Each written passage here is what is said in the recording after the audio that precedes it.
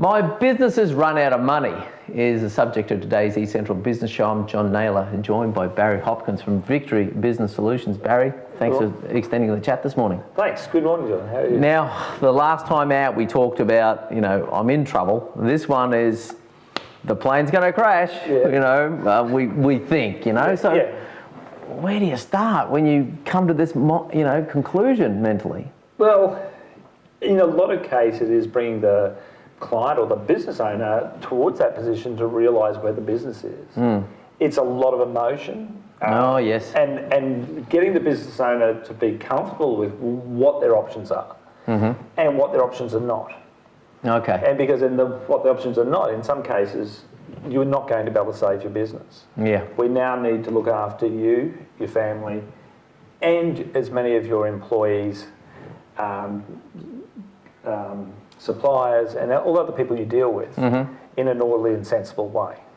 Okay. Well, we hear a lot about people where people have, look after one creditor as opposed to another, and it becomes messy, and then, as that whole process, because you really got to you've got to have a plan around this process, yeah? Yeah, you definitely need a plan. And, just choosing which creditor you're going to pay off and which one you're not going to pay off, that won't work because a liquidator will come in and those payments to your friends or the people that you liked or the person who was loudest can become a preference payment, and that money will be called back from them, and the liquidator will then allocate that evenly to people. Yeah, no, I've heard about that just last week. There's preference payment stuff like that. So even that part of the process is something that you need to plan and be aware of the law in respect to that. So definitely, you don't want to do something silly that gets you in personal trouble. And you also want to be fair to everyone that you're dealing with.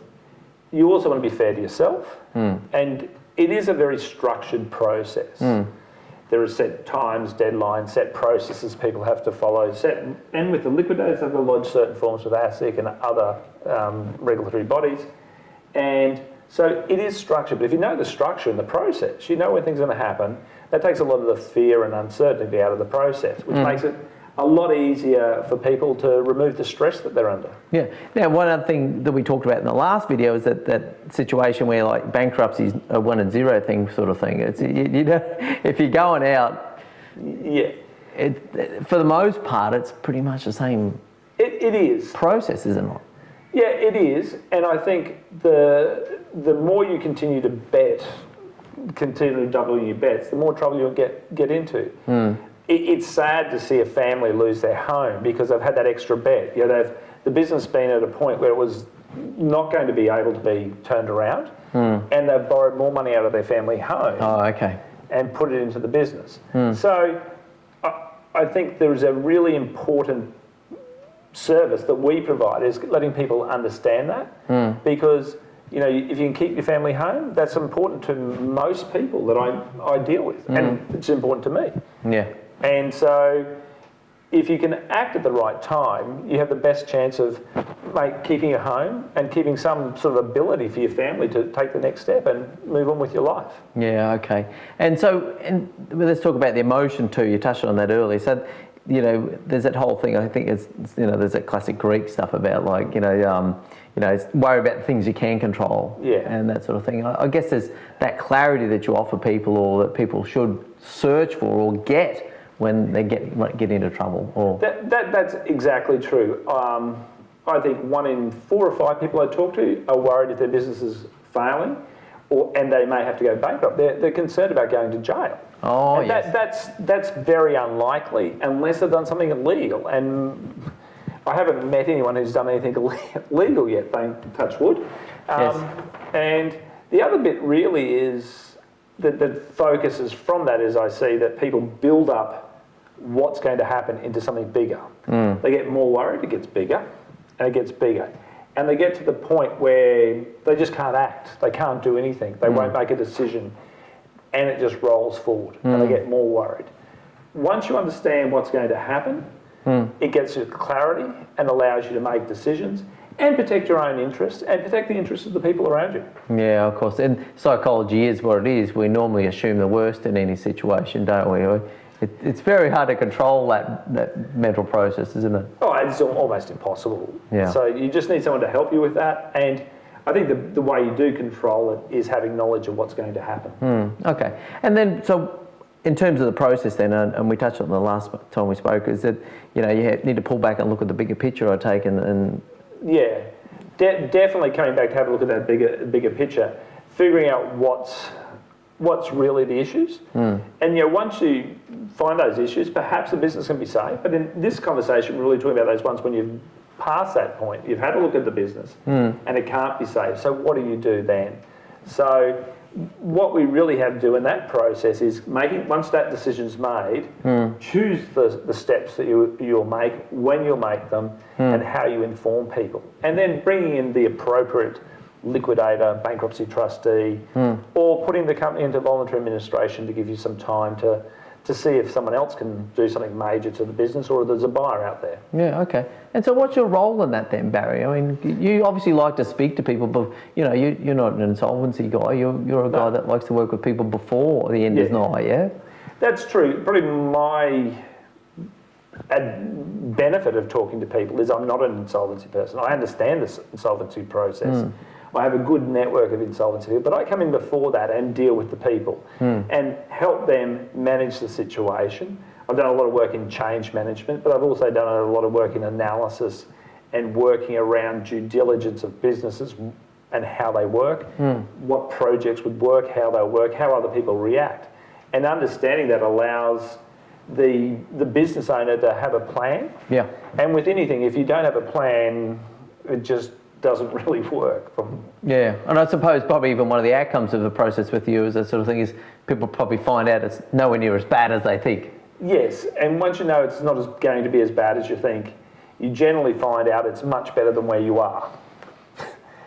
True enough, psychologically and financially. Definitely. I deal with people that have relatively big businesses that people looking inside would think they're doing very well for themselves. However, the business isn't doing anything. It's actually losing money. Yeah. And they're not taking a wage. So they're effectively using equity out of the house to live on. And those people are highly qualified and could get a job somewhere else. Yeah. And in worst case, they could get a job at Woolworths and earn more money than they are in their business. I've heard those sorts of comments passed by some people even in my inner circle that they'd be better off.